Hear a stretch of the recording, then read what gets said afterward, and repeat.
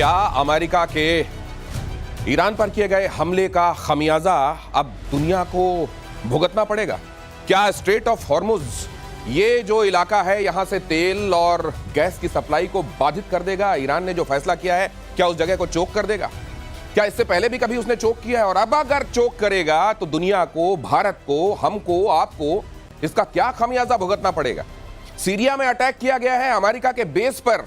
क्या इशारा दे रहा है ईरान ने ये अटैक कराया है या उसके किसी समर्थित मिलिशिया ने ये कर दिया है? ये क्या होने वाला है? उधर पुतिन के पास मिलने पहुंचे हैं अब्बास अराक्ची, ईरान के विदेश मंत्री। क्या आश्वासन मिला? क्या रशिया भी इस युद्ध में कूदने वाला है? ये तमाम बातें आपको बताऊंगा। प्रतिशोध कौन कितना खमियाजा भुगतेगा, पहले ये खबर देखिए, उसके बाद मैं अपने एक्सपर्ट्स को आमंत्रित करता हूं। यहां मेजर गौरव आर्य, एयर मार्शल पीके श्रीवास्तव स्टूडियो पहुंचे।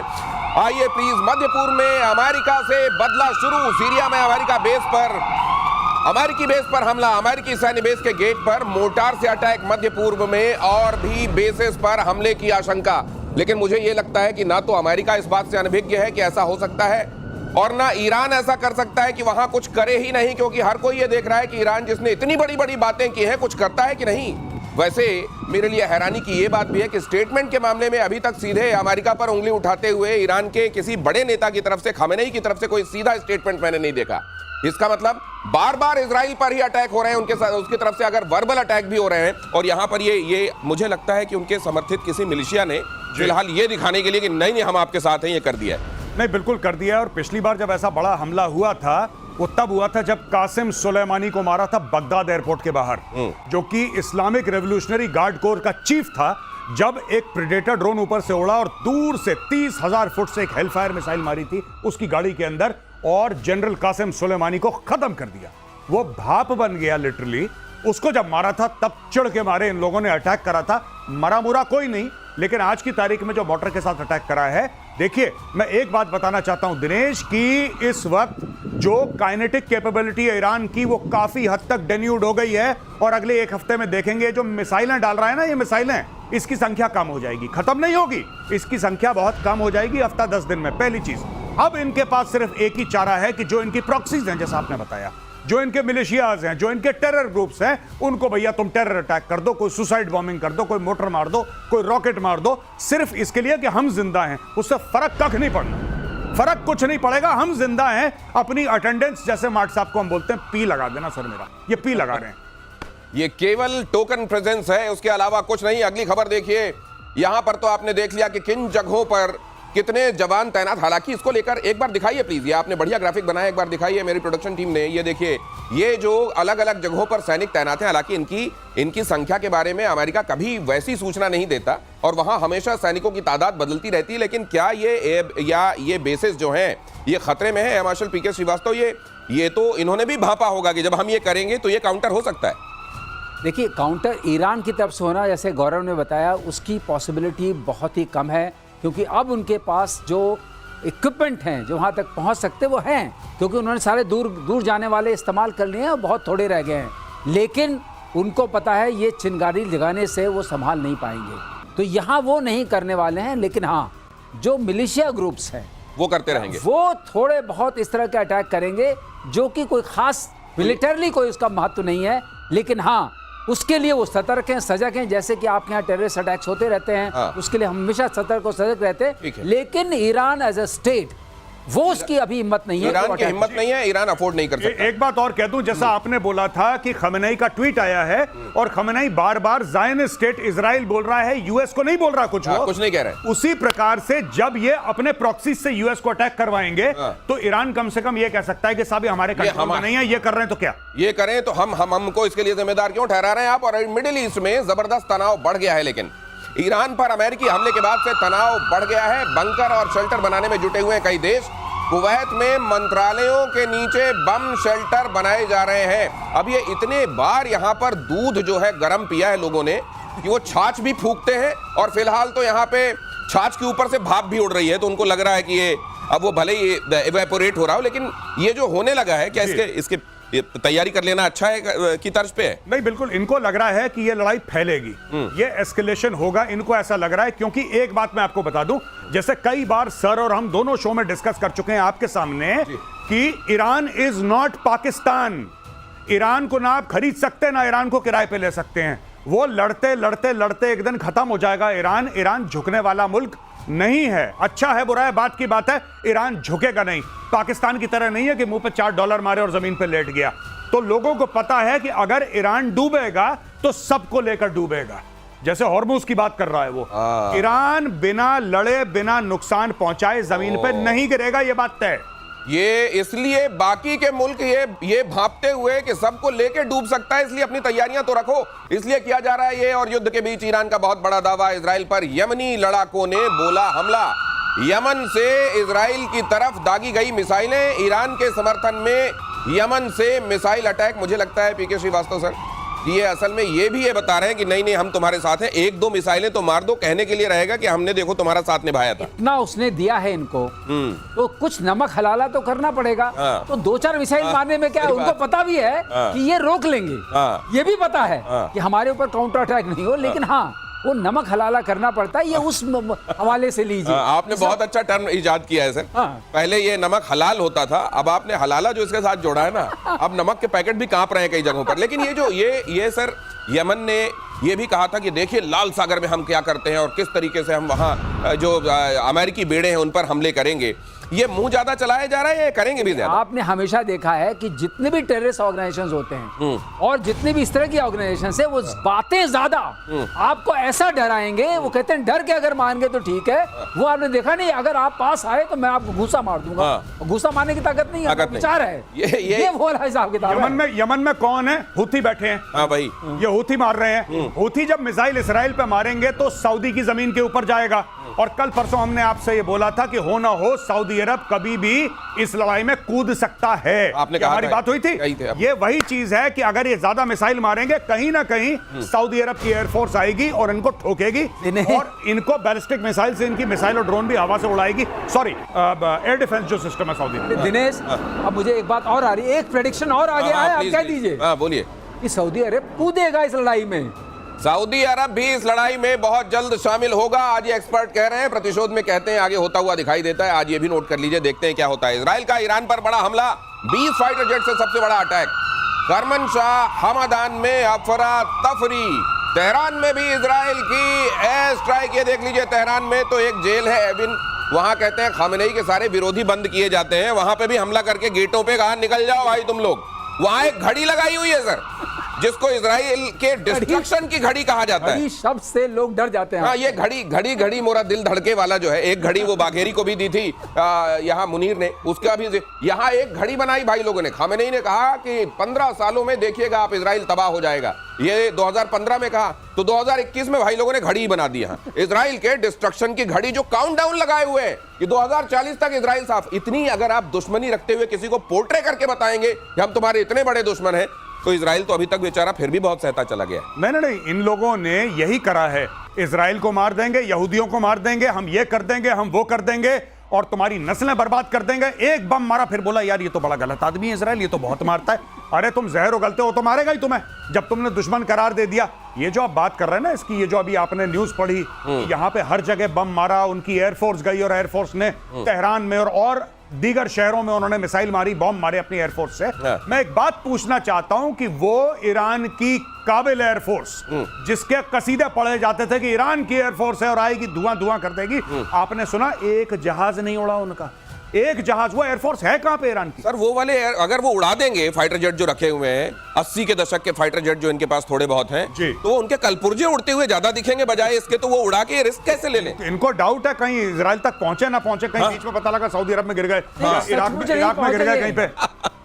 गौरव सचमुच नहीं पहुंचेंगे, रेंज नहीं है जी, वहां पहुंचेंगे नहीं। लेकिन एक बात और है, जो इन्होंने अभी उड़ाया ना वो जगह कुर्रम वरा क्या, जी, वहां सारे इनके फतह मिसाइल्स हैं।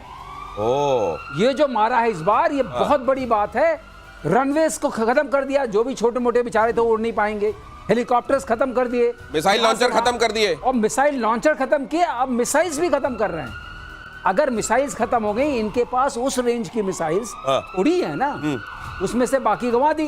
अब 200-250 बची होंगी, उसमें मार दिया, पता नहीं कितने चले गए। तो ये बहुत बड़ी खबर है। ये जो मारा है, इजराइल क्या कर रहा है, चुन चुन के इनके जो भी फैंग्स हैं, हम बोलते हैं ना जो फैंग्स हैं, उसको कट कर रहा है एक के बाद एक। जहर के सारे दांतों को तोड़ा जा रहा है और ये चुन चुन कैसे, तो मेरे को धर्मेंद्र पाजी भी थोड़ी देर के लिए याद आ गए। ईरान के 6 एयरपोर्ट पर इजरायली हमला, ईरान के 15 फाइटर जेट तबाह, ईरान के F-14 F-5 फाइटर प्लेन्स को भारी नुकसान, बैलिस्टिक मिसाइल का इंजन बनाने वाली फैक्ट्री पर बमबारी। ये देखिए, यही कहा जा रहा था। ये थोड़े बहुत जो जमीन पर सैटेलाइट से जब देखते हैं आप, तो नक्शे के तौर पर जहां भाई लोगों ने थोड़े बहुत अपने प्लेन खड़े हैं, देखो मेरा प्लेन खड़ा है, तो उसको भी उड़ा दे रहे हैं ये। खड़ा तो रहने दो, चल तो वैसे ही नहीं पाएगा। कई जगहों पे लगा दिए जाते हैं ना चौक चौराहों पे इस टाइप से कि ये था, पहले लड़ता था। Static display. इनके पास हैं कौन से वाले फाइटर जेट्स वैसे सर? F-14 अच्छा, पुराने। एक्चुअली इनके पास जो जहाज जितने भी हैं वो शाह के जमाने के हैं, और इतने पुराने 79 से पहले वाले हैं। तो बाद में जब ये कट्टर सरकारें आई तो इन्होंने ये तय किया कि हम केवल मिसाइलें बनाएंगे, मिसाइल बनाएंगे, उस पर जोर दिया। और मिसाइल अगर इनकी रीड है तो मिसाइल पर भी क्या हो रहा है वो भी देखिए। सारे जहर के दांत तोड़े जा रहे हैं जैसा कह रहे हैं मार्शल। और ईरान के 6 एयरपोर्ट तबाह हुए हैं इसमें, Tabriz, Hamdan, Tehran, Isfahan, Mashhad, देज़फुल, ये यहाँ कहीं एयरपोर्ट हुआ करते थे वाला जब इनका नक्शा ये वाला बनेगा। ये ऑब्जेक्टिव क्या ईरान को पूरा बदल देने का, मेक ईरान ग्रेट अगेन वाली जो बात है वो होगा क्या? वही चैप्टर है। देखिए मैं आपको बताऊं, चाहे ये लोग पीट हेग्सेथ मना कर ले, मार्को रूबियो मना कर ले, तुलसी गैबार्ड मना कर ले, सच बात तो ये है कि ट्रंप के मुंह से बात निकल गई, मेक ईरान ग्रेट अगेन। और जब तक जो हम बात करते हैं इंटेंट और कैपेबिलिटी की, कैपेबिलिटी तो आपने फोड़ दी उनकी, आपने उनके न्यूक्लियर पे बम मार दिया, आपने उनके बैलिस्टिक मिसाइल, उनके एयरक्राफ्ट सब में बम मार दिया। अब इंटेंट की बात है, नियत। ईरान की नियत कैसे काटोगे? जब तक इनकी लीडरशिप चेंज नहीं होगी इनकी नियत नहीं कटेगी। नियत इंसान बांधता है, नियत हथियार नहीं बांधते, नियत इंसान बांधता है। ये इंसानों को निपटा रहे हैं, ये स्टोरी है यहाँ पे। ये जो कह रहे हैं कि ट्रंप के मुंह से निकल गया, हो सकता है अभी उसका टाइम नहीं रहा हो, लेकिन वो आके बोल गए मेक ईरान ग्रेट अगेन। और ग्रेट अगेन मतलब उनकी निगाहों से ग्रेट, तो कैसा होगा समझ लीजिए। इजराइल का ईरान पर मिसाइल से हमला, इजरायली डिफेंस सिस्टम ने उड़ाई मिसाइल, ये देखिए जरा। लेकिन इसके बीच में एक बात मैं और करना चाहता हूं, अगर वाकई इन्होंने उनकी न्यूक्लियर फैसिलिटीज को वाकई तबाही कर दिया, इनके जो बॉम्बर आए थे अमेरिका के, तो इजराइल फिर से फोर्डो पे हमला क्यों कर रहा है? आज फिर हमला किया है फोर्डो पे। ऐसा है, फोटो पे जो हमला किया है अब ऊपर वाले का सॉर्ट आउट करना है। नहीं सर, वो ये बता रहे हैं कि B-2 बॉम्बर जहां पे छेद करके गए थे ना, वो बड़ा बड़ा जो काला काला से दिख रहा है, उसी में और डाला है। ये तो कहते हैं मैंने मारा, जैसे आपने किसी को मार दिया, कोड में खास उसके बाद भी गोली मारते रहते हैं। कोई भाई पूरा अश्योर कर ले, क्योंकि बीच में कहते हैं हमारा कुछ नहीं गया, अच्छा लो अब जाएगा। और ये जो आपके जो रनवे चले गए हैं, इससे इनकी वो ड्रोन जाते थे लॉन्ग रेंज वाले, उनके टेक ऑफ के लिए तो कोई रनवे चाहिए। हाँ, ड्रोन के लिए तो चाहिए। ड्रोन की तो उन्होंने पूरी फ्लीट दिखाई थी, कितने सारे ड्रोन हैं। अब वो कैसे उड़ेंगे? ये भी इनहिबिशन किया है। और अब अगर आप कह रहे हैं, मैंने ये अभी देखा नहीं था, अगर ये वाली बात है, कुछ छेद के अंदर डालते जा रहे हैं। जैसे कई जगहों पे कि अगर भाई ये जो आपके स्ट्रिप्स बनाए गए हैं जहां से फाइटर उड़ेंगे, अगर नहीं कर पाए काम, हमला हो गया, तो इनको एक काम करो, हाईवे से उड़ा दो। तो ये क्या भाई लोग अपना ड्रोन कहीं हाईवे से भी उड़ा सकते हैं? उड़ा सकते हैं अगर उनको क्लियर हाईवे मिल जाए। लेकिन मुझे ऐसा लगता है कि जिस तरीके से इजराइल ने पूरी एयर सुपीरियरिटी हासिल कर लिया ईरान के ऊपर, अगर इनको पता लग गया जहां पे ड्रोन है, ड्रोन के अंदर ही मिसाइल जाएगी। क्योंकि पूरे समय तो अब इजरायली जो है ना, वो पिकनिक मना रहे हैं ईरान के आसमानों के ऊपर। उनको कोई थ्रेट है ही नहीं, क्योंकि आपका एयर डिफेंस पूरा खत्म कर चुके हैं, एयरफोर्स आपकी टेक ऑफ नहीं कर रही है, ड्रोन आपके जमीन पे हैं, तो इजराइल के लिए तो खतरा ही नहीं। देखो 125 एयरक्राफ्ट आए थे मिडनाइट हैमर में, 125 एयरक्राफ्ट से ज्यादा आए, वहां पे उड़ के चले गए। भाइयों को पता ही नहीं लगा कि अमेरिकन कब आए, कब मारा, कब चले गए। और वहीं पे जहां पे हवन कुंड बनाया, उसी में अब इजराइल सामग्री डाल रहा है कि जलता रहे वो। ये बहुत अच्छा शब्द है, हवन कुंड में आहुतियां अभी और डाली जा रही है उसी जगह पर जहां पर वो कुंड बना गए हैं बॉम्बर्स। आगे देखिए, IRGC के हेडक्वार्टर पर इजराइल का अटैक, कारज में इजराइल ने किया जबरदस्त हंगामा, माफ कीजिए हमला, धुआं हो गया IRGC का। ये IRGC के तो ऐसे पीछे पड़े हैं, उनके इंटरनल सिक्योरिटी, उनका वासिज, ये सब जगह पर IRGC जहां दिख रहा है वहां फोड़े पड़े हैं। उसका कारण है बहुत बड़ा। IRGC क्यों इंपॉर्टेंट है? क्योंकि एक IRGC is directly under the supreme leader. IRGC इनके मिनिस्ट्री ऑफ डिफेंस के खाके में नहीं आता है। IRGC जो है यानी कि इस्लामिक रेवोल्यूशनरी गार्ड कोर, जिसका एक जमाने में कासिम सुलेमानी, जिसका मैं अभी आपको रेफरेंस दे रहा था, जिसको मार दिया था, वो इसका चीफ था। तो ये जो है ये डायरेक्टली खमेनेई के अंडर आते हैं। इसका एक बहुत बड़ा भौकाल है। इनका ईरान की पॉलिटिक्स, ईरान की मिलिट्री पे एक वर्चस्व है। तो जब आप आईआरजीसी को मारते हैं, आप खमेनेई को मारते हैं, इसलिए आईआरजीसी को मारना और इंपॉर्टेंट। दिनेश, और मैं थोड़ा सा ऐड कर दूं, आईआरजीसी जो है 79 के बाद आई है रेवोल्यूशन को प्रोटेक्ट करने के लिए।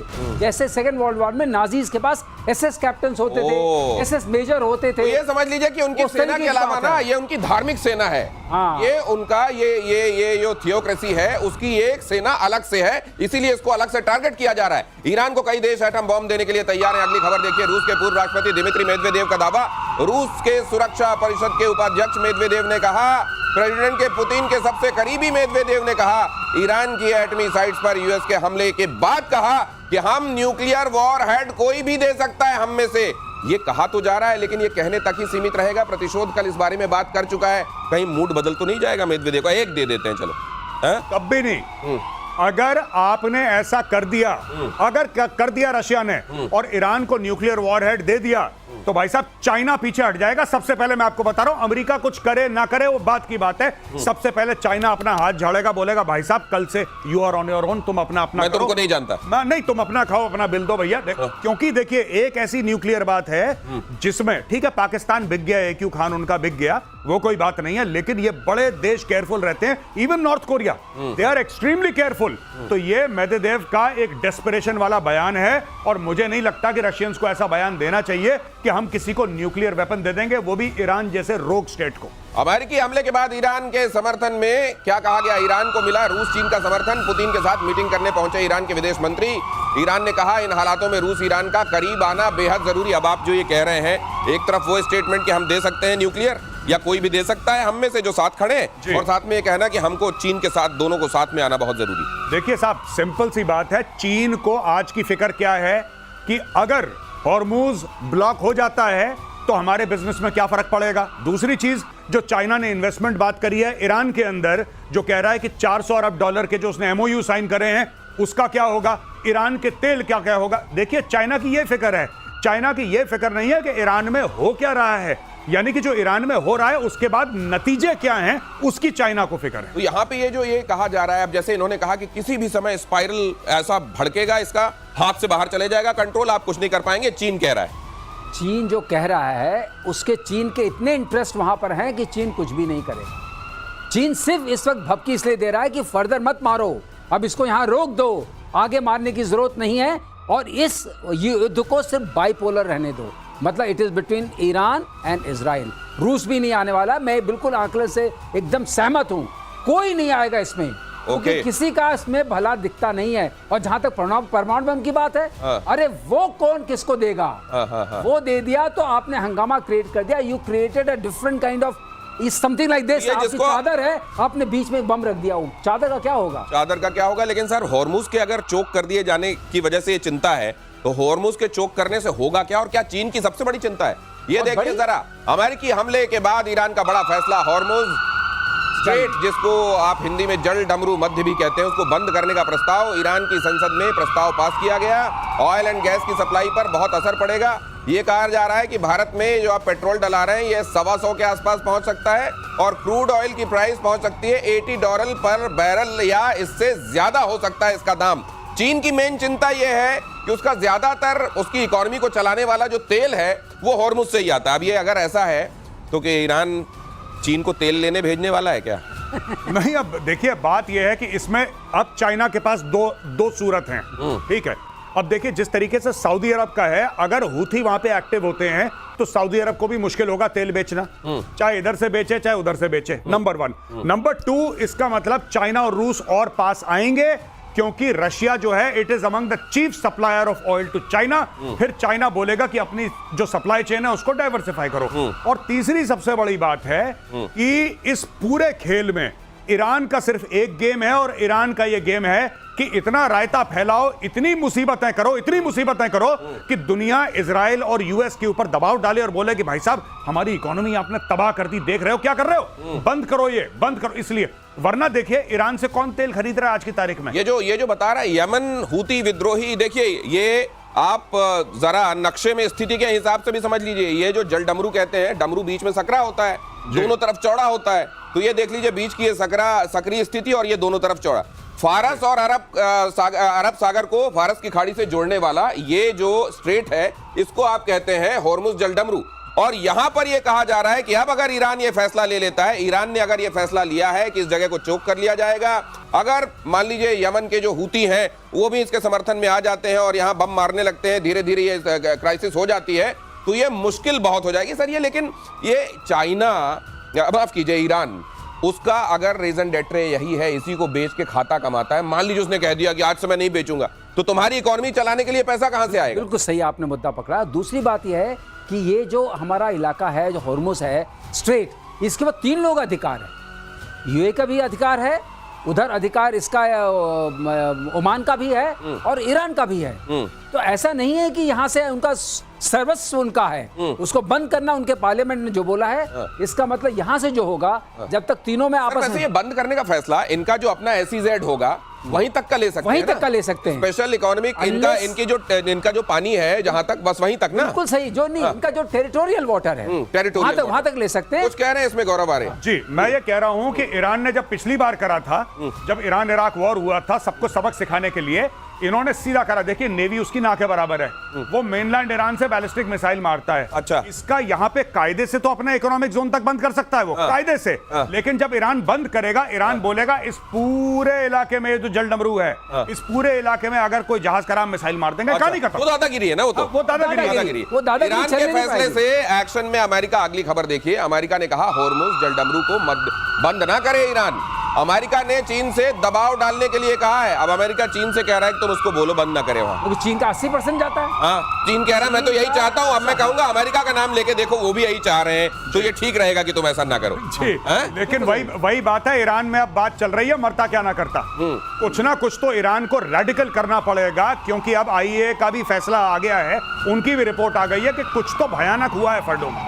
अच्छा, कुछ तो खतरनाक हुआ है वहां पे। अब देखिए वो लोग एक्सेस तो दे नहीं रहे किसी को, लेकिन वहां पे कुछ गड़बड़ हुआ है। अब ये रजीव आप देखिए ना, 2-3 चीजें हैं। खमेनेई ने अपने सक्सेसर के तीनों के नाम बता दिए कि इनमें से देख लो। अपने बेटे को अलग कर दिया उसने, मुस्तफा को अलग कर दिया। तीसरी चीज है कि आपने उनके न्यूक्लियर ठिकानों पे प्रहार करा अमेरिका ने। चौथी बात है उनकी बैलिस्टिक मिसाइल, उनके ड्रोन का जो सिस्टम था, लॉन्चर थे, आपने नस्ते नाबूद कर दिया। अब ईरान करे तो क्या करे, और अगले 1 हफ्ते 10 दिन में जो इजराइल के ऊपर मिसाइल मार रहा है उसका भी